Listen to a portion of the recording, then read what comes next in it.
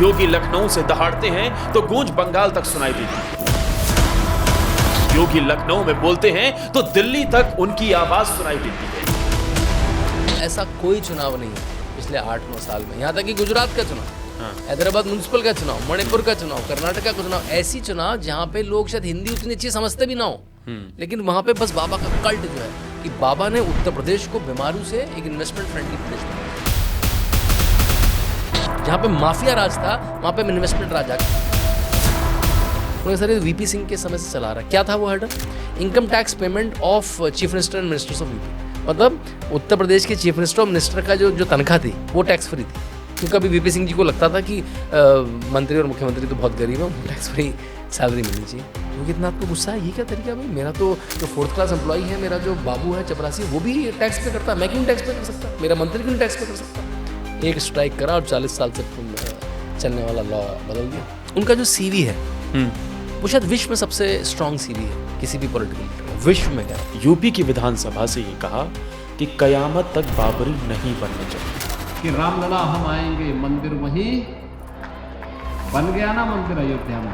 और हम आज फिर इस बात को कह रहे हैं कि कयामत के दिन तक भी कभी, कयामत का दिन तो कभी आना ही नहीं है, और इसलिए बाबरी ढांचे का पुनर्निर्माण कभी होना ही। क्या ये इलेक्शन से पहले की बंगाल की फील्डिंग भी सेट उन्होंने कर दी? जो औरंगजेब और बाबर में अपना हीरो ढूंढ रहा है उससे मुझे दिक्कत है, क्योंकि अगर वो ढूंढ रहा है तो उसमें एक आतंकी विचारधारा, उसमें एक जिहादी विचारधारा।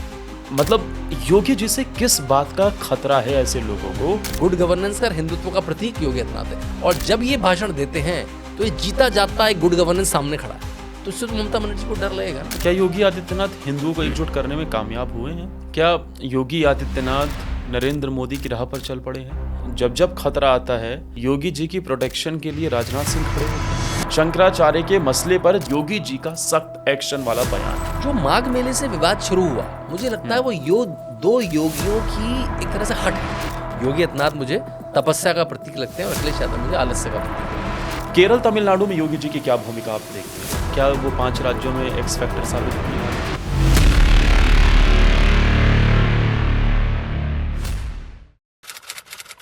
दोस्तों 2026 में योगी एक अलग ही एक्शन मोड में नजर आ रहे हैं। योगी लखनऊ से दहाड़ते हैं तो गूंज बंगाल तक सुनाई देती है।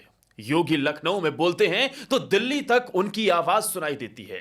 2026 में जब 5 राज्यों में चुनाव हैं तो योगी कितने बड़े एक्स फैक्टर साबित होने वाले हैं, और आने वाले कुछ समय के लिए योगी आदित्यनाथ ने कैसे उत्तर प्रदेश की सियासत को पलट कर रख दिया, आज योगी जी पर समझेंगे और 5 राज्यों के इलेक्शन को लेकर बातचीत करेंगे। हमारे साथ शांतनु सर मौजूद हैं, किसी परिचय के मोहताज नहीं हैं, और शांतनु सर आपने योगी जी पर किताबें लिखी हैं।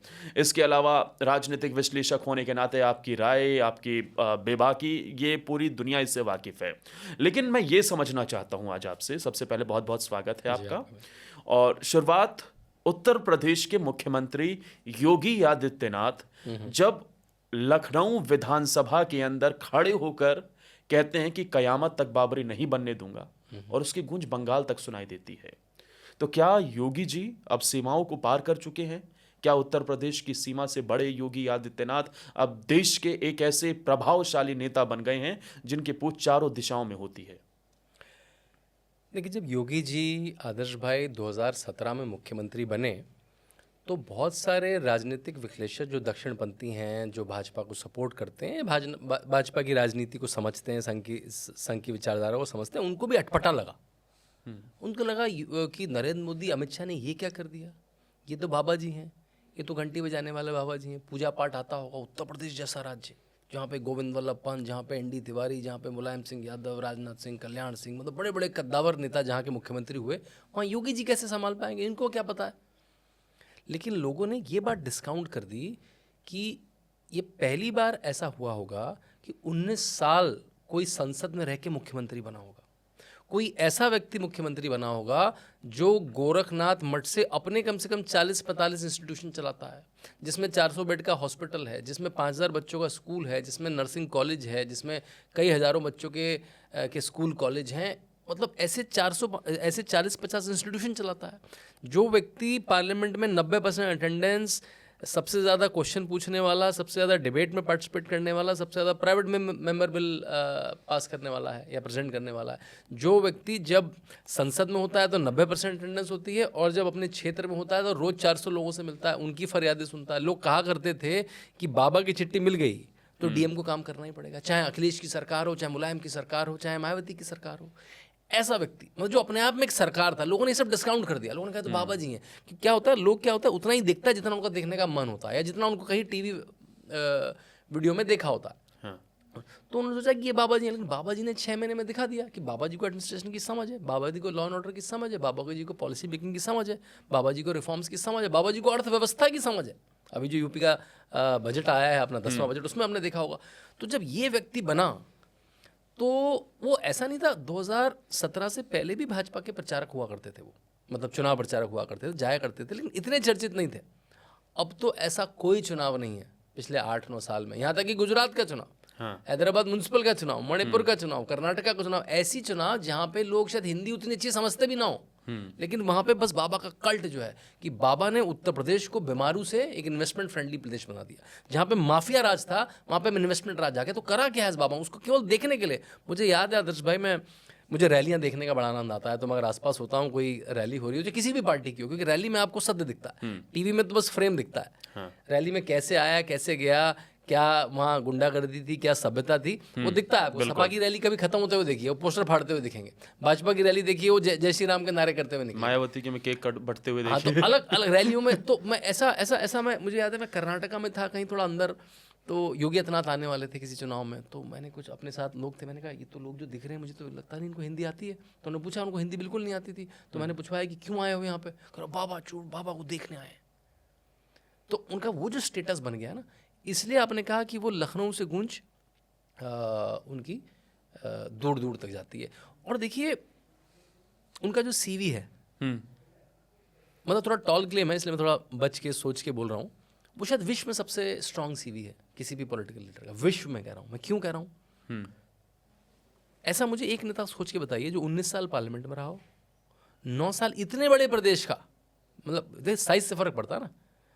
गोवा का सीएम होना, मैं गोवा के सीएम से मेरी भेंट भी हुई है, बहुत अच्छे व्यक्ति हैं, लेकिन उसको रूल करना और उत्तर प्रदेश को रूल करना वो खुद कहेंगे। आप एक पूरा देश चला रहे हैं भाई, 5वीं सबसे बड़ी कंट्री पॉपुलेशन वाइज, केवल 5 कंट्री हैं ऐसी विश्व में जिनकी जनसंख्या उत्तर प्रदेश से ज़्यादा है। उतने बड़े देश की, मतलब 8 लाख करोड़ की, अभी इस बार 9 लाख करोड़ का बजट प्रेजेंट करा है। कितने देश हैं जिसका इतना बड़ा बजट है, उसको मैनेज करना। और ये सब करने के बाद, मतलब 19 साल पार्लियामेंट में रहने के बाद, 9 साल उत्तर प्रदेश का मुख्यमंत्री रहने के बाद, जिसकी जनसंख्या 24 करोड़ है, आपकी उम्र केवल 54-55 साल है। और जबकि आप किसी गांधी परिवार से, अखिलेश यादव, मुलायम सिंह परिवार से, कोई स्टालिन परिवार से, ममता बनर्जी परिवार से नहीं आते हैं आप इंडिपेंडेंट अपनी मेहनत से, अपनी काबिलियत से वहाँ पहुँचे। ऐसा मुझे नेता बताइए विश्व में, आप, मेरे ख्याल से तो नहीं है। तो इतना स्ट्रॉन्ग सीवी तो पार्टी, समाज, संघ सब यूज़ करेगा। और बिल्कुल हिंदुत्व के वाहक, जो मॉडर्निटी और स्पिरिचुअलिटी को साथ लेके चल रहा है, उनसे आप बात करेंगे। मेरा सौभाग्य उनसे मिलना होता है कभी कभी, उनसे किसी पॉलिसी पे चर्चा करें तो उनको एक आंकड़ा याद होता है, कुछ भी बात हो, वो उन्होंने एक आंकड़ा याद होता है, उसमें क्या हुआ, उनके डीएम ने क्या कहा, उनके सीडीओ ने क्या करा, उसने क्या करा, उस पर इंटरनेशनल रिसर्च क्या है, वो बोलेंगे डैशबोर्ड, क्यूआर कोड। तो आपको लगेगा अरे बाबा जी से बात कर रहे हैं कि किससे बात करें। कुछ कहे तो वो अपना आईपैड में दिखाएंगे, देखिए आप डेटा देखिए ग्राफ ऊपर जा रहा है, देखिए ग्रोथ ऊपर। मैंने कहा अरे आपको, उनको अर्थव्यवस्था के आंकड़े रटे नहीं, उनको पता है जो वो बात कर रहे हैं, क्योंकि वो अपने इतने बड़े बड़े इंस्टीट्यूशन चला रहे हैं। उसका अपना बजट है, उसकी अपनी हायरिंग है, उसके लोग हैं, उनको पता है हॉस्पिटल में क्या खरीदारी होती है, उनको पता है मठ के अपने फार्म्स हैं, मठ की अपनी खेती होती है। मतलब जो एक समाज में होता है, उसका एक छोटा कॉस्मोस मठ है, बहुत बड़ा मठ है वो, उसको वो सालों से चला रहे हैं। उन्होंने बीएससी भी करी है, एमएससी 2-3 महीने पहले छोड़ दी, और उन्होंने गुरुकुल जैसी एजुकेशन भी ली है। मुझे याद है वो दिन कि वो कुछ कुंभ की कॉफ़ी टेबल बुक जाई थी, तो उसमें मुख्यमंत्री मात्रा ठीक कर रहे हैं संस्कृत की। ऐसा देखा है हमने मुख्यमंत्री जो संस्कृत की मात्रा ठीक कर रहा हो, जो कह रहा नहीं, ये तो आपने कल्पवास की परिभाषा ठीक नहीं लगी, कल्पवास में तो यही होता है। मतलब वो एक शास्त्रीय विद्वान की तरह भी बात कर रहा है, और अगले दिन जब गवर्नेंस की बात हो रही है तो लॉ एंड ऑर्डर में वकीलों से बात कर रहा है कि ये केस अगर हाईकोर्ट में उत्तर प्रदेश सरकार का गया तो हमारा पक्ष क्या होगा। ये नायाब है। मतलब मैं तो कह रहा हूँ कि ये उत्तर प्रदेश के लोग धनी हैं। आपको लगेगा कि महिमा मंडन हो रहा है, मैं तो महिमा मंडन पॉइंट्स पे कर रहा हूँ ना, कि ऐसा व्यक्ति दिखाई ना मुझे जो ये सब करने के बाद 55 साल का हो करने के बाद, तो ये प्रतिभा तो कोई इस्तेमाल करेगा ही नहीं, पार्टी इस्तेमाल करेगी रही प्रतिभा। तो जैसे आपने ठीक कहा कि जो वो लखनऊ में बोलते हैं उस पर कभी स्टालिन कमेंट करते हुए दिखते हैं, उस पर कभी ममता बनर्जी कमेंट करती हुई दिखती हैं, उसमें कभी कांग्रेस का नेता करता है। अखिलेश जी पहले विधानसभा में उनसे टक्कर लेते थे, तो मेरे ख्याल से वो टक्कर ले नहीं पाए, तो वो थोड़ा सा दुम दबा के आजकल दिल्ली आ गए हैं। रहते वहाँ पे भी नहीं है, उनके अटेंडेंस देखिए तो दिल्ली की पार्लियामेंट में 30% 35% अटेंडेंस होती है, रहते कहाँ है पता नहीं, ये पता नहीं मुझे। हाँ, लेकिन मैं उसी सवाल पर वापस लौटता हूँ और वो सवाल बेहद महत्वपूर्ण है। जब उत्तर प्रदेश के मुख्यमंत्री योगी आदित्यनाथ ने यूपी की विधानसभा से ये कहा कि कयामत तक बाबरी नहीं बनने चाहिए, ना बनने दूंगा, उन्होंने ये नहीं कहा कि क्या होगा, क्या बनने नहीं दूंगा मैं, और उसकी गूंज पश्चिम बंगाल के मुर्शिदाबाद में सुनाई दी, क्योंकि मुर्शिदाबाद में एक बाबरी वापस से खड़ी होनी शुरू हो गई है और वहाँ की सरकार, वहाँ की सियासत मौन है। उन्हें नहीं पता कि मस्जिद से परेशानी नहीं है, बाबरी से परेशानी है। जिस नासूर को मिटाने में इतनी सदियों सनातनियों ने अपनी जानें दे दी, योगी जी ने आकर, मोदी जी ने उसे मिलकर एक भव्य अयोध्या बनाकर दिखा दिया।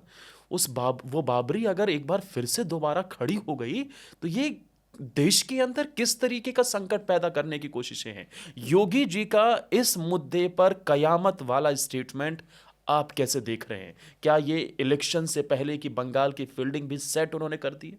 देखिए, ये तो हम लोगों की आदत पड़ गई कि हम हर स्टेटमेंट को, हर बात को, हर वक्त वो किसी ना किसी इलेक्शन से जोड़ देते हैं।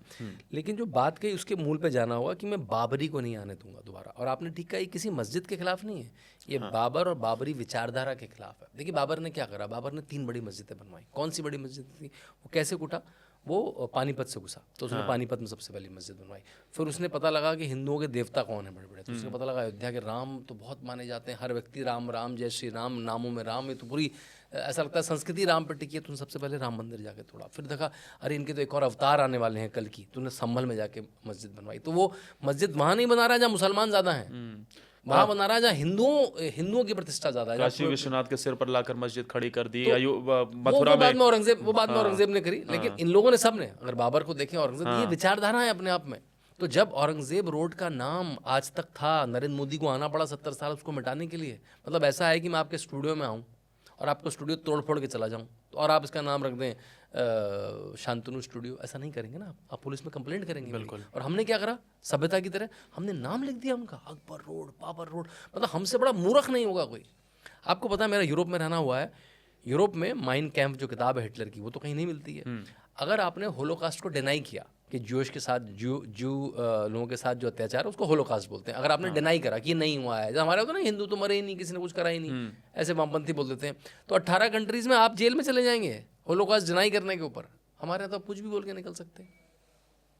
और हमारे क्या, हमारे औरंगजेब रोड थी, उसको डिफेंड करने वाले नहीं, औरंगजेब ने तो वो ठीक ही किया था, ये बना दिया, वो बना दिया। हमारे तो अंग्रेज को डिफेंड करने वाले लोग हैं, उन्होंने हमें रेल दे दी, ये दे दी, वो। इतना अत्याचार करके 1000 साल जो इस्लामिक शासक रहे, जो ब्रिटिश शासक, क्रिश्चियन शासक बोलता हूँ उनको, वो रहे, उनका भी आज महिमा मंडन रहा। इसलिए उस विचारधारा को कहा कि उस विचारधारा को दोबारा नहीं पनपने दूंगा। अगर आपको हीरो ढूंढना है इस्लाम में तो APJ अब्दुल कलाम में ढूंढिए ना। आप बहुत सारे ऐसे फौज में लोग हुए हैं, सूबेदार हामिद में ढूंढिए ना आप इन्हीं में क्यों ढूंढ रहे हैं? आप आज भी औरंगजेब और बाबर में अपना हीरो क्यों ढूंढ रहे हैं?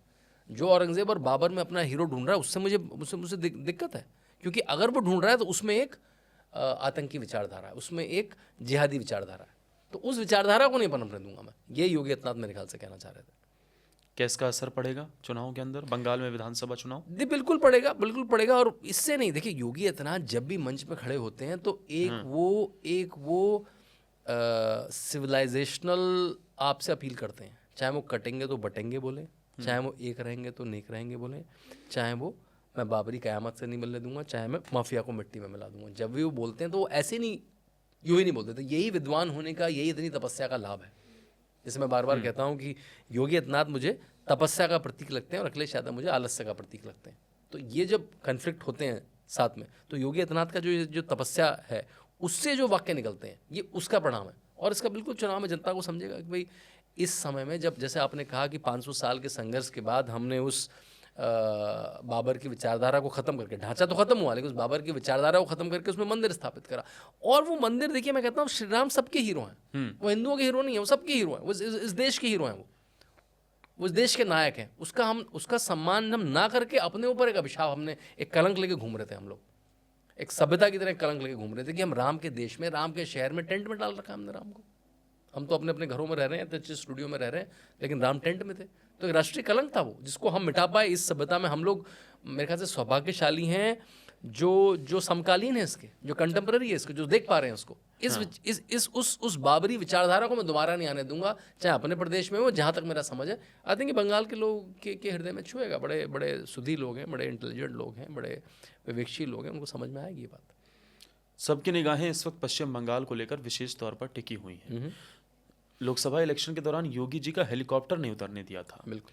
अब विधानसभा इलेक्शन है, मतलब योगी जी से किस बात का खतरा है ऐसे लोगों को जो बीजेपी विरोधी हैं, या फिर मैं ये कहूं कि मुख्य तौर पर योगी विरोधी हैं, या फिर दूसरे किसी दल के व्यक्ति हैं? योगी जी से इतना क्यों घबराते हैं? बाकी नेताओं को सबको छोड़ दीजिए, सबसे बड़ा डर इन्हें योगी जी का ही क्यों लगता है? शरद पवार कहते हैं कि हम तो महाराष्ट्र जीत रहे थे, महाराष्ट्र इलेक्शन के टाइम पे वो तो योगी जी ने आखिर में आके 4 रैलियां कर दी और पूरा खेल ही पलट दिया। वो जब उन्होंने बटोगे तो कटोगे का नारा वहां से शुरुआत की थी। तो योगी जी से क्यों डरते हैं ये लोग? देखिए, जब भी कोई स्टेट इलेक्शन होता है तो जनता देखती है कि एक आइडियल चीफ मिनिस्टर क्या हो सकता है।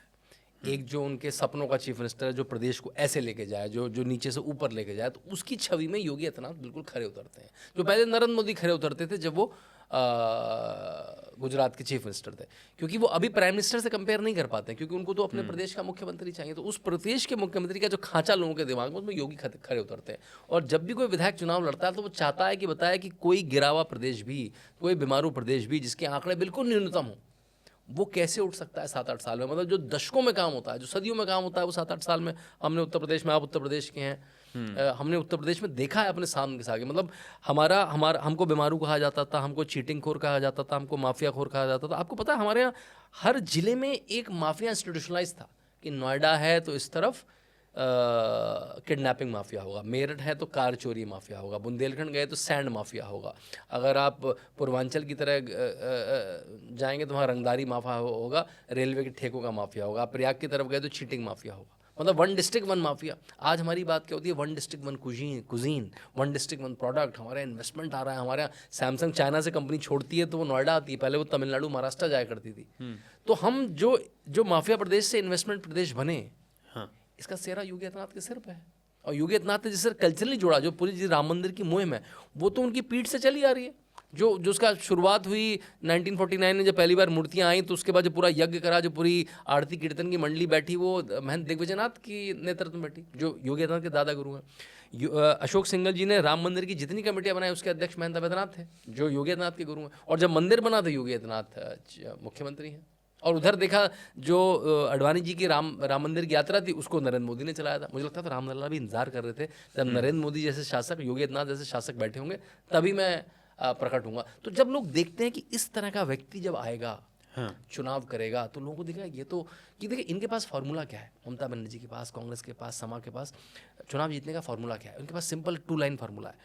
मुसलमानों को डरा के रखो, उनको अपीज करो, और उनका वोट एकमुश्त ले लो। और हिंदुओं को हिंदू फील ही मत होने दो कभी। हिंदू नहीं हो आप ब्राह्मण हो, आप क्षत्रिय हो, आप ठाकुर हो, आप वैश्य हो, आप यादव हो, आप दलित हो, और उनमें से एक आध जाति को कॉप्ट कर लो, आपका हो गया 25-30%। उतने में तो चुनाव जीत जाते हैं। लेकिन योगी ने, मोदी ने, अमित शाह ने खेल बिगाड़ दिया। उसने कहा नहीं, उन्होंने कंसोलिडेट कर दिया, 2 नाम पे कंसोलिडेट करा। एक तो हिंदू पे कंसोलिडेट करा, ऊपर से शुरू हो जाए, चाहे वो केदारनाथ हो, भव्य हो गया, अयोध्या हो, भव्य हो गया, प्रयागराज 66 करोड़ लोग चले आ रहे हैं, काशी विश्वनाथ भव्य हो गया, उज्जैन भव्य हो गया, सोमनाथ भव्य हो गया। तो हिंदू नाम पे कंसोलिडेशन हुआ, जहाँ पे हुआ बटेंगे तो कटेंगे। फिर दूसरा, बेनिफिशियरी के तरह आदमी कंसोलिडेट हो गया। आदमी इसलिए वोट, अपनी आइडेंटिटी से वोट नहीं करने लगा, अब वो इसलिए वोट करने लगा क्योंकि उसको घर मिला है, क्योंकि उसको टॉयलेट मिली है, क्योंकि उसको जनधन मिला है, क्योंकि उसको गैस स्टोव मिला है, क्योंकि वो देख रहा है कि लॉ एंड ऑर्डर अच्छा है, सड़कें अच्छी हैं, एयरपोर्ट अच्छे हैं, जिसको जो पसंद आ रहा है। मतलब वो केवल क्योंकि उसका जीवन अच्छा हुआ, क्योंकि बेनिफिशियरी है सरकार का, इसलिए वोट कर रहा है। तो चाहे वो बेनिफिशियरी काउंट हो, चाहे वो हिंदुत्व काउंट हो, हिंदू साथ में आया। इन दोनों का प्रतीक योगी आदित्यनाथ है। गुड गवर्नेंस का, हिंदुत्व का प्रतीक योगी आदित्यनाथ है। और जब ये भाषण देते हैं तो ये जीता जाता है गुड गवर्नेंस सामने खड़ा है। तो इससे तो ममता बनर्जी को डर लगेगा ना। उनकी सरकार इतनी लचर सरकार है, आधी सरकार तो हाई कोर्ट सुप्रीम कोर्ट चलानी पड़ती है उनकी। आपको एक दुर्गा पूजा की का प्रोसेशन चलाने के लिए हाई कोर्ट जाना पड़ता है, आपको चुनाव करवाने के लिए हाई कोर्ट जाना पड़ता है, सीबीआई को ऑपरेट करने के लिए, ईडी को ऑपरेट करने के लिए हाई कोर्ट सुप्रीम कोर्ट जाना पड़ता है। तो उतना लॉलेस स्टेट के सामने जब योगी आदित्यनाथ खड़े होते हैं तो लोगों को एक मसीहा दिखता है कि तो गवर्नेंस का मसीहा सामने खड़ा है। तो इसलिए उनके वो क्या कर सकते हैं ममता बनर्जी, इनका हेलीकॉप्टर मत उड़ने दो, इनको यहाँ से मत जाने दो, इनको वहाँ मत जाने दो, ग्राउंड की परमिशन दो, माइक की परमिशन मत दो, जिससे छोटी हो जाए रैली, यही कर सकती हैं। लेकिन देखिए कब तक कर पाएंगी वो ये सब। क्या योगी आदित्यनाथ हिंदुओं को एकजुट करने में कामयाब हुए हैं? देखिए बिल्कुल, और मैं केवल वो सहरा योगी आदित्यनाथ नहीं, जिस तरह से पिछले 10-11 बार से सरकार चली है, जिस मैंने बताया कि अगर मैं नरेंद्र मोदी से शुरू करूं, तो जब भी कोई भारत का प्रधानमंत्री विदेश जाता था तो उसका गिफ्ट क्या होता था? दूसरे लेवल, ताजमहल। भारत का टूरिज्म का ब्रोशर ताजमहल से शुरू होता था, ताजमहल से ख़त्म होता था। भारत के जो गिफ्ट हुआ करते थे विदेशों को, वो ताजमहल से शुरू होते थे, ताजमहल से ख़त्म होते थे। आज नरेंद्र मोदी गीता गिफ्ट करते हैं, चाहे ओबामा हो चाहे ट्रंप हो। वो भारत के बुनकरों की बनी हुई, भारत के कारीगरों की बनी हुई चीज़ें जाके देते हैं। हर साल आगरा में ताजमहल में 10 से 12 करोड़ लोग आते हैं। योगी आदित्यनाथ ने अयोध्या में आने जाने की इतनी सुंदर व्यवस्था कर दी है कि अयोध्या में पिछले साल करीब 24-25 करोड़ लोग आए, प्रयाग में 66 करोड़ लोग आए। जब चुनाव हुआ इलेक्शन कमीशन का तो 64 करोड़ लोगों ने वोट करा, 64 करोड़ लोगों ने। और जब प्रयाग में एक धार्मिक कॉलिंग हुई, जब योगी आदित्यनाथ ने सुंदर व्यवस्था करी, तो 66 करोड़ लोग आए। जबकि चुनाव तो आप अपने घर के 1 किलोमीटर दूर जाके वोट डालते हैं। इसके लिए तो आपको तमिलनाडु से उठ के, महाराष्ट्र से उठ के, मध्य प्रदेश से उठ के आपको इतनी दूर प्रयाग जाना था, तो 66 करोड़ लोग आए। तो इस तरह से हिंदू बिल्कुल एक साथ आए। उनकी जो भावना है, देखिए सब में एक आइडेंटिटी होती है। हम लोग एक मल्टीपल आइडेंटिटी है ना, कि मैं पुरुष भी हूँ, मैं एक जाति से आता हूँ, मैं एक धर्म से आता हूँ, मैं एक क्षेत्र से आता हूँ, वो सब मेरी आइडेंटिटी है। मैं एक प्रोफेशन से आता हूँ। तो मुझे उस तरह के लोग, जैसे हम लोगों को मीडिया के लोग हैं, मीडिया लोगों में हमारी चर्चा ज़्यादा होगी, अपने समाज में ज़्यादा चर्चा होगी, अपने धर्म के लोगों के साथ बैठना ज़्यादा होगा, अपने एरिया के लोगों के साथ बैठना होगा। ये आइडेंटिटी है। लोग इसके आधार पर वोट करा करते हैं। हमारा अपना आदमी है, वोट करो। अब काफ़ी हद, देखिए ऐसा नहीं कह रहा हूँ मैं जाति चली गई है, लेकिन वो पैरामीटर पीछे हो गया। देखिए जब एक वोटर के दिमाग में, आदर्श भाई, जब वो पोलिंग बूथ में जाता है और बटन दबाता है, तो मेरे ख्याल से एक बड़ी कॉम्प्लेक्स इक्वेशन काम कर रही होती है। x + y + a + b + c, है ना। उसमें कई वेरिएबल है। क्या है? अच्छा मेरी आइडेंटिटी क्या है, अच्छा काम अच्छा हुआ है क्या, अच्छा मेरी जाति क्या है, अच्छा मेरा धर्म क्या है, अच्छा कैंडिडेट क्या है। पहले क्या होता था, सारी चीज़ आइडेंटिटी के फोकस थी कि मैं अपने आदमी को वोट दे दूँ। अब क्या है, जिसने अच्छा काम किया उसको वोट दे दूँ। ये पैरामीटर की वैल्यू बढ़ती गई है। काम पे वोट मिलने की जो बात है, वो वैल्यू बढ़ा दी है योगी आदित्यनाथ ने, और हिंदुओं को मिला दिया है। हिंदुओं को कि भाई, क्योंकि वो देख रहा है जिस तरह का समाज है उसका, तो इसलिए वो गवर्नेंस के और हिंदुत्व के प्रतीक बन गए। क्या योगी आदित्यनाथ नरेंद्र मोदी की राह पर चल पड़े हैं? मैं ऐसा इसलिए कह रहा हूँ, 2014 में या 13 में मैं बात करूँ तो गुजरात मॉडल पूरे देश में पेश किया गया, और तब से गुजरात मॉडल की चर्चाएं अगले कुछ सालों तक हुई। लेकिन अब मोदी भी अगर कहीं मॉडल रखते हैं तो वो यूपी मॉडल रखते हैं। उत्तर प्रदेश का लॉ एंड ऑर्डर और डेवलपमेंट का जो मॉडल है, क्या अब ये पूरे देश के लिए नज़ीर बन गया है? जी बिल्कुल, आपने बिल्कुल अच्छी संज्ञा करी कि जो भी व्यक्ति अच्छा काम करेगा वो मॉडल बना देगा। और हमने देखा किस तरह से जब 2002 में नरेंद्र मोदी गुजरात पहुंचे और वहाँ के मुख्यमंत्री बने, और कुछ समय बाद गुजरात को स्टडी करके किस तरह से उन्होंने शिक्षा में, रोड्स में, अस्पतालों में, फिर उसके बाद इन्वेस्टमेंट में, क्योंकि हर बड़े मुख्यमंत्री को, जो सूदी मुख्यमंत्री, उसको पता है जब तक वो प्रॉस्पेरिटी नहीं लाएगा, जब तक वो कंपनीज नहीं लाएगा, वो जॉब्स नहीं क्रिएट कर सकता। गवर्नमेंट कितनी जॉब क्रिएट करती है? 2 से 3%। आप सारे रिक्त पद भर देंगे, फिर खत्म। आपको इंडस्ट्री लानी पड़ेगी। इंडस्ट्री लाने के बाद इंडस्ट्री लाना नहीं है, उसके लिए अच्छी बिजली देनी पड़ेगी, अच्छी सड़कें बनानी पड़ेंगी, अच्छा लॉ एंड ऑर्डर करना पड़ेगा, अच्छे पोत बनाने पड़ेंगे, अच्छे एयरपोर्ट बनाने पड़ेंगे, अच्छी रेलवे कनेक्टिविटी। ये सब के बाद यही सब योगी आदित्यनाथ ने शुरू कर दिया, जो उत्तर प्रदेश के लिए तो बहुत अछूता था। गुजरात तो फिर भी एक डेवलप्ड स्टेट है बहुत समय से। उत्तर प्रदेश में तो हम कहते हैं ना, जो लोएस्ट हैंगेड फ्रूट था वो भी बहुत हाई था। वहाँ तो बहुत ही बुरा हाल था। मतलब सड़कें के नाम पे गोल, बिजली के नाम पे गोल, शिक्षा के नाम पे गोल, विधानसभा और संसद में समाजवादी पार्टी के गुंडे बैठे हैं। मतलब अतीक अहमद और मुख्तार अंसारी, जिनको जेलों की सलाखों के पीछे होना चाहिए था, वो मंत्री बने बैठे थे। आजम खान जैसे भूमाफिया मंत्री बने बैठे थे, अब तो जेलों की सलाखों के पीछे।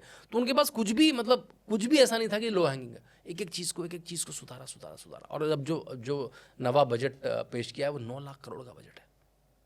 उसमें हम जीएसडीपी में पहली दूसरे स्टेट में पहुंच गए। हम लोग तो केवल नंबर 1 केवल गुंडागर्दी में हुआ करते थे। अगर हम तो केवल बॉलीवुड को इंस्पिरेशन देखते थे मिर्ज़ापुर जैसे एपिसोड बनाने के लिए।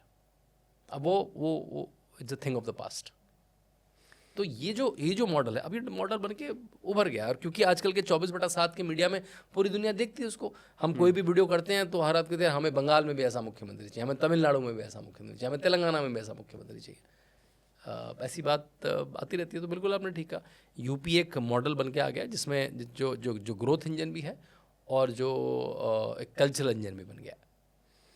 लेकिन आपने बजट का जिक्र किया। जब बजट पेश किया गया तो 9 लाख करोड़ से ज़्यादा का बजट, जी, दुनिया के 15 देशों से बड़ा बजट, जिसमें एक भिकमंगिस्तान पाकिस्तान का नाम भी है। और योगी आदित्यनाथ के बजट की चर्चा इस बात की ज़्यादा है कि जो प्रदेश कभी घाटे में हुआ करता था उसे एक मॉन्क ने आकर सरप्लस स्टेट बना दिया। कैसे ये पॉसिबल हुआ? देखिए हमारे यहाँ क्या पूरे विश्व का पहली बार जो इकोनॉमिक्स का शास्त्र लिखा गया वो भी एक मंक ने लिखा। आचार्य चाणक्य ने अर्थशास्त्र लिखा और उसको एक दूसरे मंक ने फॉलो किया। देखिए मैं मज़े की बात बताता हूँ,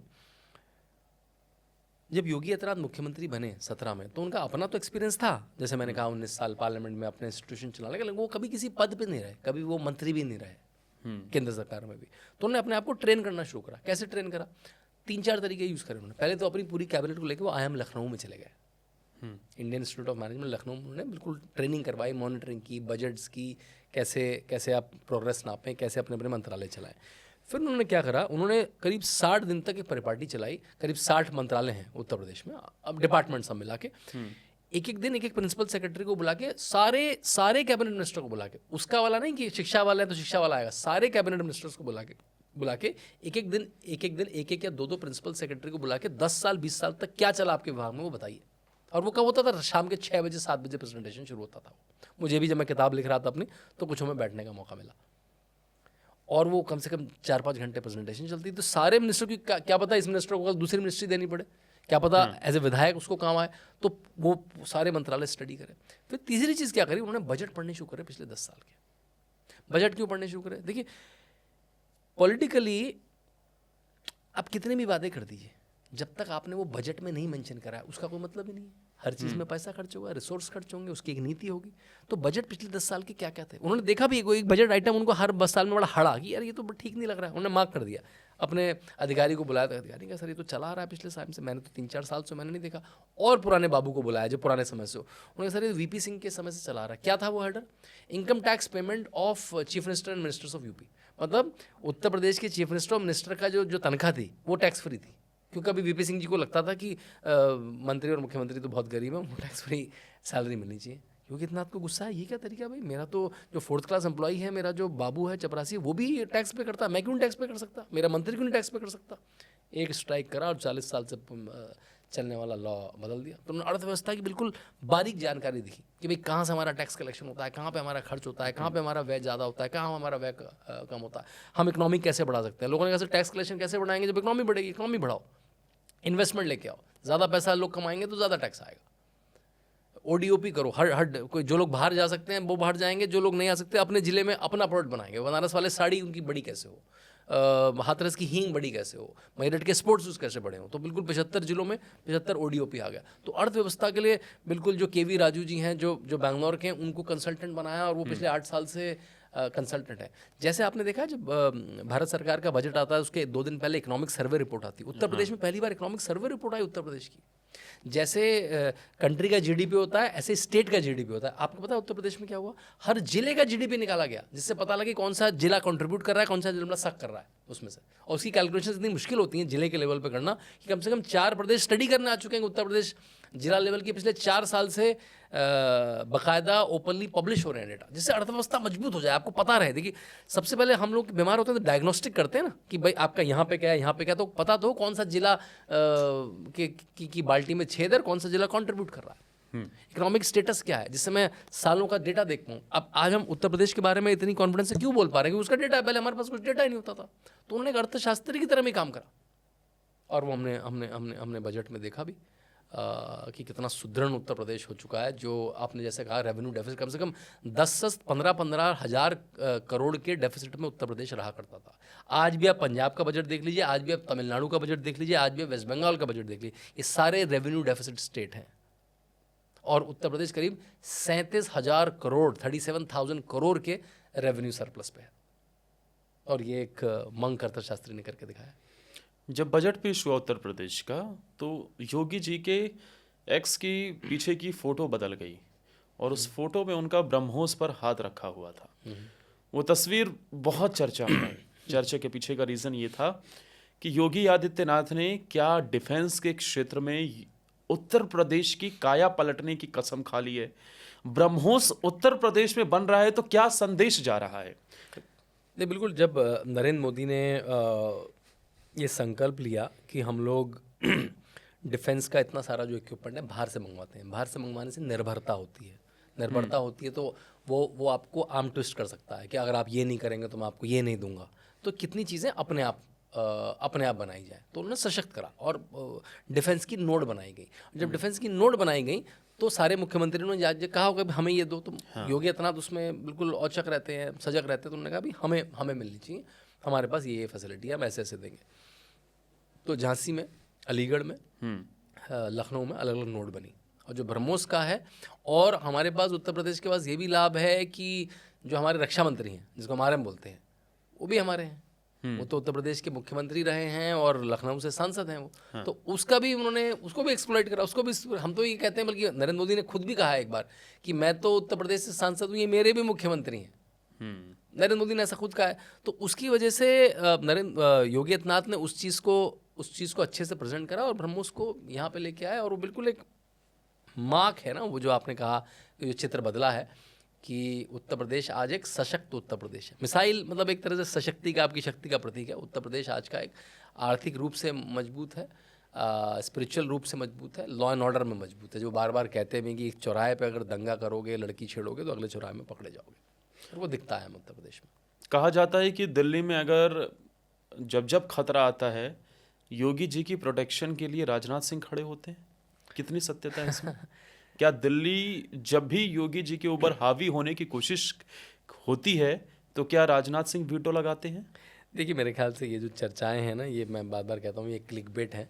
कि दिल्ली ऐसा कोई दबाव बना रहा है योगी आदित्यनाथ पे। बिल्कुल होता है कि देखिए, जब जो केंद्र सरकार है उसके जो नेता हैं, सर्वोच्च नेता नरेंद्र मोदी, वो बहुत अनुभवी नेता हैं, तो उनकी गाइडेंस जाती है। अमित शाह ने जिस तरह से चुनाव जितवाए हैं भाजपा को, उनकी गाइडेंस जाती है।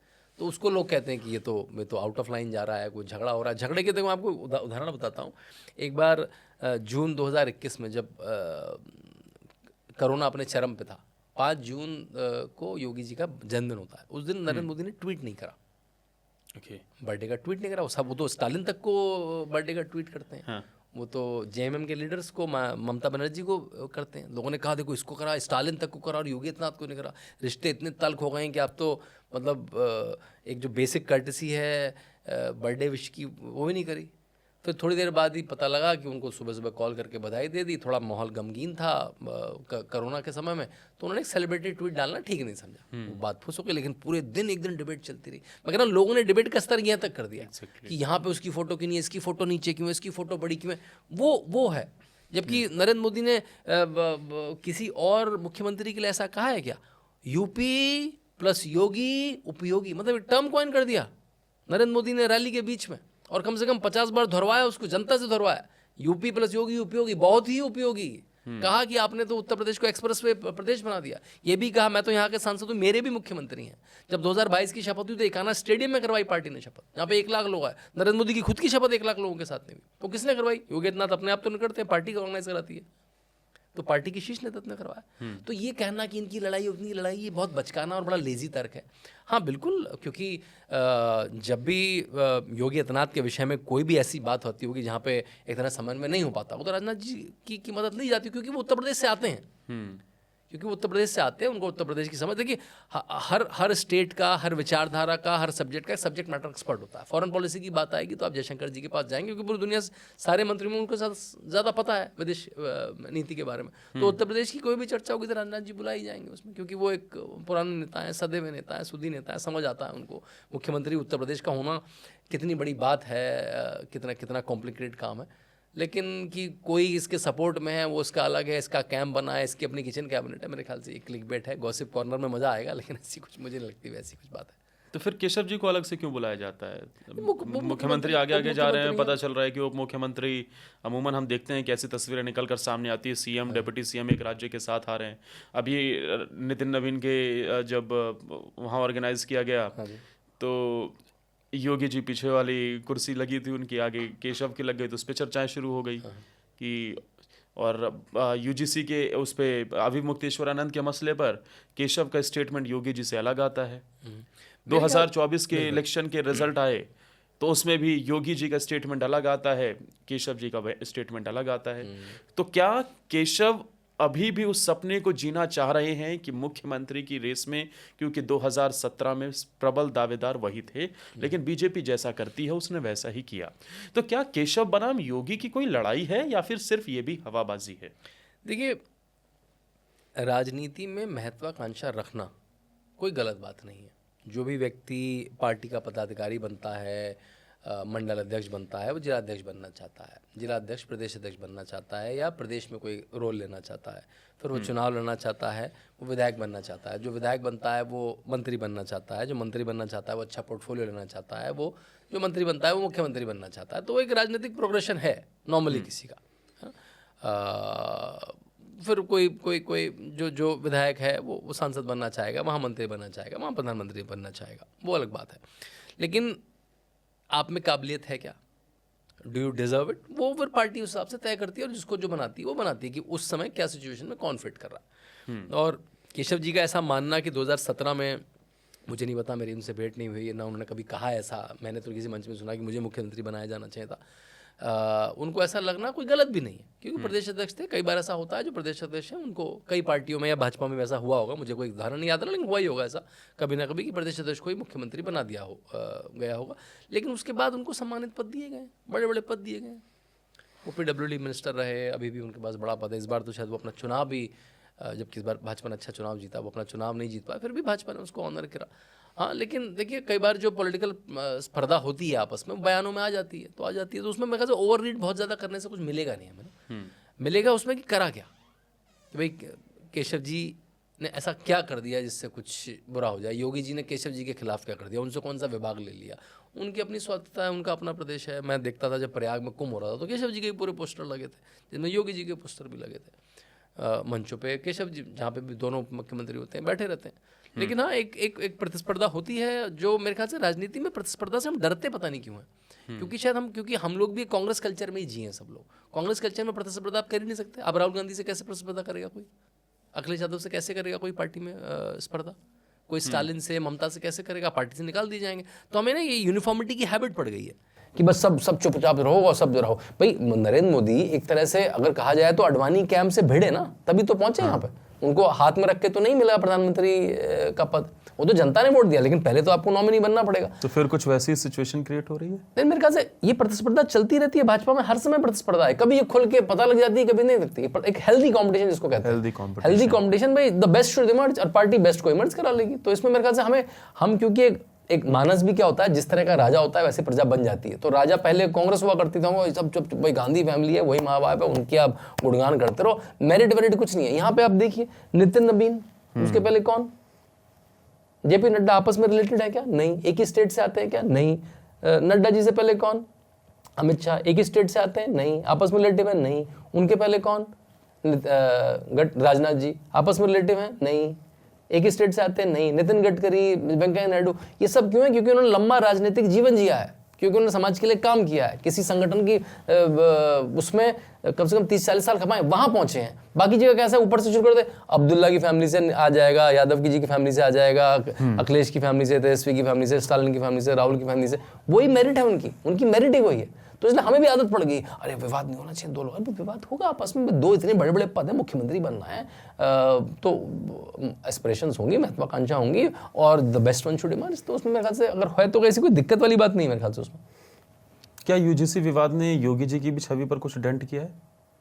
देखिए, यूजीसी जो विवाद है बड़ा अटपटा है, मैं तो आज तक यही नहीं समझ पाया कि वो आया क्यों होगा। जिस तरह से नरेंद्र मोदी ने पिछले 11 साल, उनके पूरे मंत्रिमंडल ने, पूरी सरकार ने सरकार चलाई है, हमने देखा है कि हमारी इकोनॉमी तीसरे चौथे पे पहुंच गई है, हमारी फॉरेन पॉलिसी बिल्कुल शार्प है, हमारे अलग अलग क्षेत्रों में क्या हो रहा है वो हमें साफ दिखता है, चाहे वो रोड हो, चाहे वो पोर्ट्स हो, चाहे वो एयरपोर्ट्स हो, चाहे वो इकोनॉमी हो, इंफ्रास्ट्रक्चर, हमने देखा है।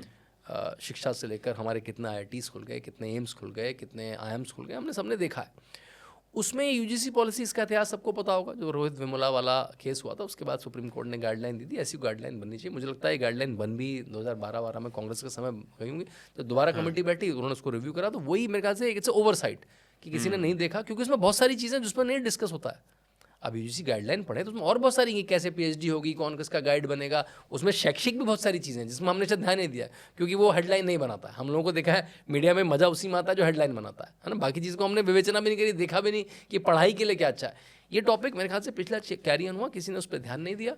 नहीं, ये तो सर मैं इस बात से आपके सहमत नहीं हूँ। ये तो पॉसिबिलिटी नहीं है कि मुझे नहीं लगता कि उसको पढ़ने के बाद इस तरह की सरकार, जिस तरह सरकार चली और उसको आने देते, वो मुझे नहीं लगता वो ओवरसाइड। लेकिन एक बार निकल गया तो वो थोड़ा सा वैसा है कि ना खाते बनेगा ना निकलते बनेगा। आप इस तरफ बोलेंगे तो आप इसके विरोधी माने जाएंगे, इस तरफ बोलेंगे तो इसके विरोधी माने जाएंगे। वो तो कर दिया, वो तो कर दिया उन्होंने। हाँ, तो इसलिए अब बोलना बड़ा मुश्किल है। बिना धर्मेंद्र प्रधान के, बिना मोदी जी के, बिना उस टेबल पे पहुंचे तो संभव तो नहीं है। मुझे पता है कि लेकिन मैं बस एक बात कहूँगा आदर्श, इतने सारे मंत्रालय हैं, हर में इतने सारे एक्ट हैं, उसमें बहुत सारी गाइडलाइंस है, रोज जारी हो रही हैं। अगर आप किसी भी मंत्री के पास जाएंगे तो इधर की गाइडलाइन, इसका एक्ट, उसकी नीति, तो हमें बाहर से लगता है क्योंकि अब वो बहुत इंपॉर्टेंट हो गया, कितनी गाइडलाइन है जो आगे चलेंगे आपको पता ही नहीं। ये हो सकता है कि वो सिचुएशन भाप ना पाए हो कि ऐसा कुछ हो भी सकता है, इसका परिणाम ऐसा हो सकता है। लेकिन योगी जी की इमेज पे कुछ डेंट लगा है।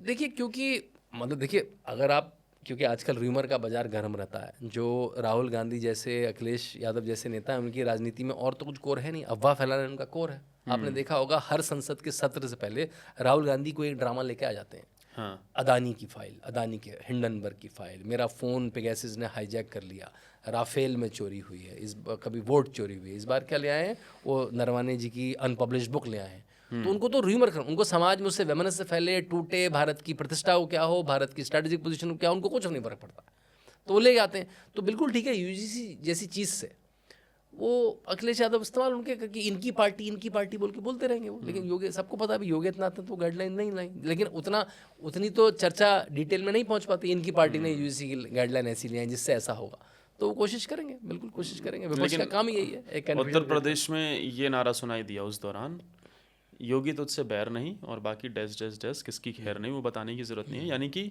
योगी जी से नाराजगी लोगों को वो समझ नहीं आई कि यूजीसी के मसले पर लोगों को समझ आया कि योगी जी का इन्वॉल्वमेंट नहीं है, दिल्ली का है। और अब एक ऐसा मसला जिसने कहीं ना कहीं उत्तर प्रदेश की सियासत को एक तरीके से बड़े पैमाने पर हिलाने का काम किया, लेकिन योगी जी ऐसा बयान दे देंगे ये किसी ने नहीं सोचा था। स्वामी अविमुक्तेश्वरानंद का इस बार माघ मेले का वो विवाद, जिस पर योगी जी ने जब सदन के अंदर से जवाब दिया कि मैं एक मुख्यमंत्री हूं, लेकिन कानून व्यवस्था मेरे लिए भी है, और कालनेमी जैसे शब्दों का प्रयोग करना, जिसको उन्होंने आगे बढ़ाया भी, तो इशारा साफ चला गया जब उन्होंने ये कहा कि कोई भी शंकराचार्य नहीं लगा सकता। हाँ, तो इस मसले पर आप क्या कहना चाहेंगे? शंकराचार्य के मसले पर जब आपके केशव प्रसाद मौर्य ये कह रहे थे कि वहाँ माफ़ी मांगनी चाहिए या फिर हम उन्हें मनाने की कोशिश करेंगे, और योगी जी का सख्त एक्शन वाला बयान क्या दर्शाता है? देखिए, योगी जी ने आदर्श भाई 1994 में संन्यास ले लिया था, जब उनकी उम्र 22 साल की थी। 26 साल की उम्र में सांसद बन गए, और तब से वो कितने कुंभों में, कितने अर्धकुंभ में, सब में जा चुके हैं। तो उनके लिए ये एक होम ग्राउंड है। कुंभ की व्यवस्था, साधु परंपरा, अखाड़ा परंपरा, शंकराचार्य परंपरा, उनके लिए एक होम ग्राउंड है, उनके लिए कोई नई जानकारी नहीं है। चाहे वो प्रयाग कुंभ हो, चाहे वो हरिद्वार कुंभ हो, चाहे वो जैन कुंभ हो, उसमें नासिक कुंभ हो, अपने गुरु मतलब महंत अवैधनाथ के साथ वो हजारियों बार इन सब जगह जा चुके हैं, इन संतों की गद्दियों के साथ बैठ चुके हैं, उनसे विमर्श कर चुके हैं। तो उनके लिए होम ग्राउंड, उनको पता है, जो वो कह रहे हैं उनको पता है, उनके लिए पॉलिटिकल स्टेटमेंट नहीं है। पहली बात, जो माघ मेले से विवाद शुरू हुआ, मुझे लगता है वो दो योगियों की एक तरह से हट है। इस बात को ध्यान से सुनिएगा, वो दो योगियों की हट ठन गई। उसमें एक योगी है योगी आदित्यनाथ। उनकी हट क्या थी? मेरा प्रदेश समृद्ध रहे, मेरे जितने भी श्रद्धालु देश विदेश से आए हैं वो अच्छे से स्नान कर पाएं, कोई भगदड़ ना हो और एक बिल्कुल अच्छी व्यवस्था रहे। ये योगी आदित्यनाथ की हट थी। स्वामी अविमुक्तेश्वरानंद की हट थी कि मैं पालकी से जाऊंगा 50 मीटर। अब देखिए किसकी हट जीतती है। हमने सुना है कि आदि शंकराचार्य जी ने, आदि गुरु आदि शंकराचार्य जी ने कई सौ साल पहले जब इन मठों की इन चारों पीठों की स्थापना करी, तो उन्होंने पूरे भारत का, कलड़ी से उठ के, केरला से उठ के पूरे भारत का, चाहे वो गुजरात का कोना हो, चाहे वो उत्तराखंड का कोना हो, चाहे वो उड़ीसा का कोना हो, चाहे वहाँ तक पैदल यात्रा करी। और आज 50 मीटर के लिए पालकी चाहिए। बाबा रामदेव ने बिल्कुल ठीक कहा, भाई शास्त्रों में स्नान का तो पुण्य है, पालकी का पुण्य नहीं है। तो विवाद तो वहाँ से शुरू हुआ, दो योगियों की हट ठन गई। अब आते हैं शंकराचार्य के टाइटल पे, योगी आदित्यनाथ ने क्या कहा। देखिए, स्वामी अविमुक्तेश्वरानंद की जितनी डिबेट में गया, मैंने सबसे पहले कहा कि मैं तो साधु संतों, मैं ऋषिकेश में पला बड़ा हूँ, मेरे घर में हर 15 दिन में कोई साधु संत आया करता था, मेरा तो भगवा पे बड़ा सम्मान है। और जैसे मैं साधु संतों को देखता हूँ, आंखें अपने आप नीचे हो जाती हैं, क्योंकि एक तप का जीवन है। 2003 में दंडी साधु का उन्होंने संन्यास परंपरा में दीक्षा ली। तो कोई कहे वो फर्जी साधु है, कई बार क्या अतिशोक्ति में चले जाते हैं लोग। तो शंकराचार्य का टाइटल डिबेटेड है, वो अलग बात है, लेकिन वो संत फेक हैं, वो कहीं परंपरा से नहीं है, ऐसी बात नहीं है। वो 2003 में स्वामी स्वरूपानंद के शिष्य थे बिल्कुल, और वहाँ से उन्होंने दंड परंपरा में शुरू करा। लेकिन उनके बयान, पहले बयानों पे आता हूँ, फिर शंकराचार्य टाइटल पे आता हूँ। जैसे मैं बाबा रामदेव को सुनूंगा तो मुझे क्या सुनाई देगा? मुझे योग के बारे में पता लगेगा। मैं रामभद्राचार्य जी को सुनूंगा तो मुझे शास्त्रों के बारे में ज्ञान मिलेगा। मैं दिव्य ज्योति जागरण संस्थान के लोगों को सुनूंगा, मुझे उनका गाय पे बहुत काम है, मुझे गौधन पे जानकारी मिलेगी। मैं स्वामी अविमुक्तेश्वरानंद को सुनता हूँ तो मुझे क्या सुनाई देता है? अगला मुख्यमंत्री उद्धव ठाकरे को बनना चाहिए, 370 को दोबारा से हमें एनालाइज करना चाहिए, अतीक अहमद की जो मृत्यु उस पर जांच करनी चाहिए। भैया, मैंने उनके मुंह से कभी वेदों की विवेचना, कभी शास्त्रों की विवेचना सुनी नहीं कभी। वो इसी सब में लगे रहते हैं। अब आता है उनका शंकराचार्य का टाइटल। वो स्वामी स्वरूपानंद के शिष्य थे। जब आप शंकराचार्य की जो टाइटल है वो मिलता कैसे है? उसकी पहली कंडीशन है कि जो बाकी तीनों शंकराचार्य हैं वो उसको एंडोर्स करें। उन्होंने अपने आप अपना पट्टाभिषेक करा लिया। उन्होंने एक 10 रुपए की वसीयत दिखा दी, 10 रुपए के कागज पे एक वसीयत लिखी, स्वामी स्वरूपानंद की वसीयत दिखाई, उस वसीयत के हिसाब पे उन्होंने अपने आप अपना पट्टाभिषेक करा दिया। पुरी के शंकराचार्य, जो पुरी पीठ थी, वहाँ से एक एफिडेविट उनके अपोजिशन में कोर्ट में गया, तो यानी कि पहले ही कैंसिल हो गया कि तीनों मठ एग्री नहीं है। और उसी बेस पे सुप्रीम कोर्ट ने 2022 में लिख दिया कि ना स्वामी अविमुक्तेश्वरानंद जब तक अगला ऑर्डर दें कोई भी शंकराचार्य का पट्टाभिषेक नहीं हो सकता। नहीं तो फर्जी शंकराचार्य हैं वो। शंकराचार्य का टाइटल गलत यूज कर रहे हो तो मेरे ख्याल से आप भी बचे, मैं कह रहा हूँ ना, संतों के बारे में ना शब्द यूज ना करें, ऐसा है ना। वो शंकराचार्य का टाइटल वो ठीक नहीं यूज कर रहे हैं। पहली बात हो गई कि सुप्रीम कोर्ट ने क्यों मना करा। पहले आपको जनता को पता होना चाहिए क्यों सुप्रीम कोर्ट ने क्यों मना करा। सुप्रीम कोर्ट ने इसलिए मना करा क्योंकि जो एक उसकी कंडीशन है कि जो बाकी तीनों शंकराचार्य हैं वो उसमें एग्री हुए नहीं, क्योंकि पूरी के शंकराचार्य ने तो उसके अपोजिशन में एफिडेविट दे दिया।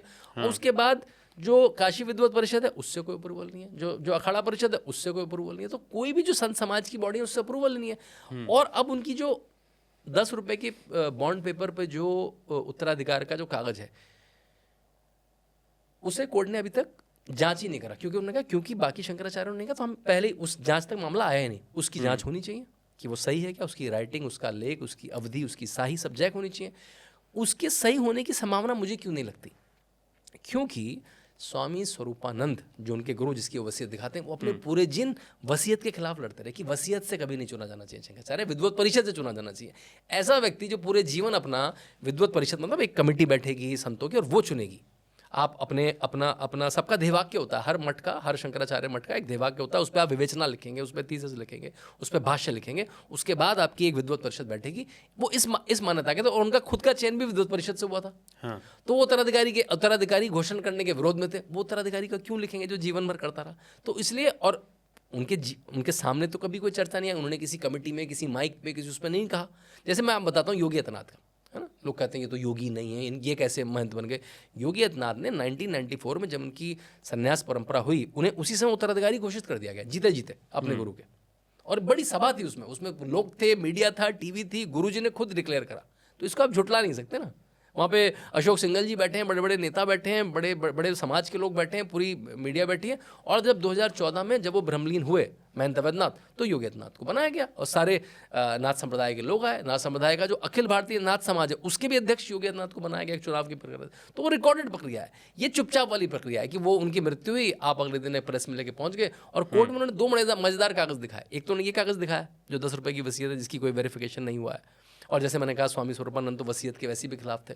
दूसरा, उन्होंने शायद कोई लेटर दिखाया कि कांग्रेस ने, प्रियंका गांधी ने उनको कुछ बधाई दी शायद, और कहा शंकराचार्य स्वामी विवेकानंद में। देखो उन्होंने कहा, देखो कांग्रेस भी कह रही है, भाई कांग्रेस तो ना शंकराचार्य, तभी उनको कांग्रेसी शंकराचार्य इसी लेटर के बेस पे कहा जाता है। तो मेरे ख्याल से पूरे संत समाज को बैठ के शंकराचार्य के टाइटल को सेट कर देना चाहिए, क्योंकि ये सनातन की परंपरा में एक तरह से बार बार एक आहत करता है उसको, बार बार ना उस परंपरा को सेटल कर देना। सारे तीनों शंकराचार्य को बैठ के, खड़ा प्रदेशों को बैठ के, सब बड़े संतों को बैठ के उसको सेटल कर देना चाहिए। ये तो ये नहीं, दूसरा तो दूसरा, क्योंकि ये बार बार विवाद आता है, अच्छा नहीं लगता। तो उसी बात को जो मैंने आपको डिटेल में बताई, इसको योगी आदित्यनाथ ने कहा शंकराचार्य का टाइटल ऐसे कोई नहीं यूज़ कर सकता। और मेरे ख्याल से जो उनका स्वभाव है, वो शंकराचार्य के स्वभाव, किसी भी इतने बड़े पीठ के स्वभाव से मेल नहीं खाता। कि भाई जैसे मैंने कहा कि आदि शंकराचार्य पूरा भारत पैदल नाप गए, या 50 मीटर के लिए पालकी चाहिए। जब भी मौनी अमावस्या के दिन जब इतनी भीड़ है, जब पता लगा है कि पिछले कुंभ में घटना हो गई थी, तो ये जो हट थी, योगी आदित्यनाथ कह रहे थे मैं अपनी जनता के साथ खड़ा हूँ, और स्वामी अभिमुक्तेश्वर मैं अपनी पालकी के साथ खड़ा हूँ। ये जो हट थी दोनों की, यही मेरे ख्याल से क्लैश करी। हमने योगी जी के बयानों पर चर्चा की, उत्तर प्रदेश के बजट पर हमने बातचीत की, बंगाल भी हमने समझा। मैं आखिर में आपसे क्लोजिंग सवाल ये पूछना चाहूँगा, बंगाल के अलावा केरल, असम, तमिलनाडु, पुडुचेरी, यहाँ भी इलेक्शन है जी। और योगी जी के सामने सबसे बड़ी अग्नि परीक्षा है, क्योंकि इस बार ऐसी जगहों पर चुनाव है जहां एक भाषाई फैक्टर बेहद महत्वपूर्ण होने वाला है। 2024 के बिहार इलेक्शन में ऐसा माना गया कि योगी जी ने आकर ही पूरा खेल आखिरी में पलटा। उन्होंने कहा कि भाई हमें एम भी नहीं चाहिए, हमें वाई भी नहीं चाहिए, बाकी सब एकजुट हो जाओ। और उसका परिणाम ऐसा रहा कि कोसी, सीमांचल, दरभंगा, इन सब इलाकों में, इन ज़्यादातर इलाके जो मुस्लिम बाहुल्य थे, वहाँ पर भी योगी जी यानी कि बीजेपी एनडीए का कैंडिडेट जीतता हुआ नजर आया। केरल, तमिलनाडु, असम में तो क्योंकि वहाँ हिमंता, उन्हें दूसरा योगी, पूर्वोत्तर का योगी कहा जाता है। केरल, तमिलनाडु में योगी जी की क्या भूमिका आप देखते हैं? देखिए, पहले आपने कई बार कहा, चाहे महाराष्ट्र का चुनाव हो, चाहे बिहार का चुनाव हो, आपने योगी जी को बड़ा क्रेडिट दिया। जिस तरह से भाजपा और संघ विचार परिवार काम करता है, वो बड़ी टीम वर्क में काम करता है कि भाई एक कोई स्ट्रैटेजी बनाएगा जो आपके फेस हैं, जैसे क्रिकेट में होता है, कोई स्ट्रैटेजी बनाता है जो आपके अच्छे बैट्समैन है, बॉलिंग करेंगे। उस अच्छे बैट्समैन में नरेंद्र मोदी और योगी 2 बड़े बैट्समैन हैं, क्योंकि इसलिए नहीं अच्छे बैट्समैन कि बोलते अच्छा है। हाँ। क्योंकि देखिए, अच्छा तो वही बोल सकता है, कोई एक्टर उनसे अच्छा बोल सकता है, क्योंकि उन्होंने काम करा है। देखिए, सेम बात राहुल गांधी बोले, सेम बात नरेंद्र मोदी बोले, बड़ा फर्क है, क्योंकि पता राहुल ने करा क्या है जीवन में, भाई मैं आपकी बात मानूं क्यों। सेम बात अखिलेश यादव बोले, सेम बात योगी आदित्यनाथ बोले, बड़ा फर्क है। अखिलेश भाई आपने करा क्या है, पिताजी को धक्का देके आपने पार्टी छीन ली, और तब से आप हार रहे हैं। आप कर क्या पाए जीवन में, केवल आपको मिली सत्ता को आप भोग रहे हैं। योगी आदित्यनाथ ने अपनी मेहनत से, अपने काम से, अपनी दिव्यता से सत्ता संभाली है। तो योगी आदित्यनाथ के बोलने से प्रभाव पड़ता है। योगी आदित्यनाथ सुनते हैं तो जनता सुनती है। तो अब तो उसको मैं पहले प्लेस करना चाहूँगा। अब आपने कहा कि अब ऐसी जगह चुनाव है जब भाषा ही दूसरी है। कई जगह तो भाषण ट्रांसलेशन से दिए जाते हैं कि एक सेंटेंस होता है और उसमें बड़ा तारतम्य टूट जाता है। लेकिन फिर भी जो गवर्नेंस मॉडल है वो तो पता है उत्तर प्रदेश का क्या है। हाँ। और भाजपा भी योगी आदित्यनाथ को इसलिए आगे खड़ा करती है क्योंकि योगी आदित्यनाथ में वो स्टेट का चीफ मिनिस्टर ढूंढती है कि भाई मेरे स्टेट में भी ऐसा चीफ मिनिस्टर आएगा क्या, मेरे चीफ मिनिस्टर में ऐसा चीफ मिनिस्टर आएगा जो 24 घंटे लाइट देगा, जो कोरोना में जब इस तरह का प्रबंधन करेगा, यूनिसेफ उसके बारे में बात करेगी। जो बीमारी थी पूर्वांचल में, जैपनीज एन्सेफेलाइटिस, उसका पूरा नाश कर देगा, जिससे हजारों करोड़ों लोग मर जाते थे। तो ऐसा मुख्यमंत्री उसमें ढूंढती है वो। तो मानते हैं भाषा की तो दिक्कत आएगी। हमने खुद कई रैलियों में देखा है जहाँ हिंदी बोलते हुए योगी आदित्यनाथ, तो सामने लोग ताली बजा रहे हैं, लोग लाखों की भीड़ खड़ी है। तो मेरे ख्याल से एक गुड गवर्नेंस मॉडल को सामने खड़ा देख के जनता उद्वेलित होती है, और भाजपा मेरे ख्याल से पूरा इस्तेमाल करेगी उनका तमिलनाडु में भी और केरला में भी। क्या वो 5 राज्यों में एक्स फैक्टर साबित होने वाले हैं? अब देखो, क्योंकि अब तक important- का उनका स्ट्राइक रेट 75% से ज़्यादा करा है इलेक्शंस में। देखिए, मेरे को तो ये आंकड़ा नहीं पता है, लेकिन हाँ मैंने देखा है जहाँ पे वो जाते हैं उनकी रैलियों में बहुत भीड़ आती है, क्योंकि मैं उनको फॉलो करता हूँ ज़ोर से, उनके काम को, उनकी रैलियों को। लेकिन वो एक बड़ा फैक्टर चुनाव में होते हैं, क्योंकि नरेंद्र मोदी प्रभावी स्पीकर, लेकिन लोगों को पता है कि नरेंद्र मोदी को इस समय प्राइम मिनिस्टर की तरह देखा जाता है। उनका जो चीफ मिनिस्टर वाला काल है, अब वो लोग विस्मित कर चुके हैं। तो यहाँ पे जो यूपी मॉडल जिसकी इतनी चर्चा होती है, जब वो व्यक्ति कहता है, जब वो अपने वहाँ के मुख्यमंत्री कैंडिडेट के साथ खड़ा होता है, वहाँ के विधायक के साथ खड़ा होता है, लोगों को विश्वास आता है। देखिए, जैसे हम भी कोई चीज़ खरीदते हैं, कोई चीज़ कोई नया थॉट होता है, एक विश्वास के साथ खरीदते हैं। अच्छा, इस ब्रांड के साथ विश्वास है, टाटा का कुछ खरीदे इसके साथ विश्वास है। तो नरेंद्र मोदी योगी आदित्यनाथ के साथ विश्वास जुड़ा, और वही विश्वास से जब बात निकलती है, जनता उसको सुनना चाहती है। बहुत बहुत शुक्रिया सर, आप हमारे साथ जुड़े, हमने चर्चा की विस्तार से। उत्तर प्रदेश में 2027 में इलेक्शन है, लेकिन 26 में 5 राज्यों में चुनाव, और चुनाव की बात आती है तो योगी जी का नाम साथ में खुद ही जुड़ जाता है। और ऐसे इलेक्शन हैं जो बीजेपी के लिए एक अब तक की शायद सबसे बड़ी चुनौती होने जा रहे हैं, और वहाँ योगी जी के लिए भी एक बड़ा टास्क है, मोदी जी के लिए भी एक बड़ा टास्क है। चाहे केरल हो, चाहे पश्चिम बंगाल हो, चाहे तमिलनाडु हो, चाहे असम हो, असम को आप थोड़ा हल्का ले सकते हैं, बाकी राज्यों में चुनौती बड़ी है। शुक्रिया आपका बातचीत करने के लिए। और दोस्तों, सर के साथ ये बातचीत कैसी लगी आप कमेंट में ज़रूर बताइएगा। इसके अलावा क्या आप भी मानते हैं कि योगी आदित्यनाथ बंगाल, केरल में बीजेपी के लिए एक्स फैक्टर साबित होने वाले हैं? अपनी राय कमेंट सेक्शन में ज़रूर दीजिएगा। अगर बातचीत पसंद आई हो तो प्लीज़ हमारे चैनल को सब्सक्राइब कर लीजिए। जय हिंद, वंदे मातरम।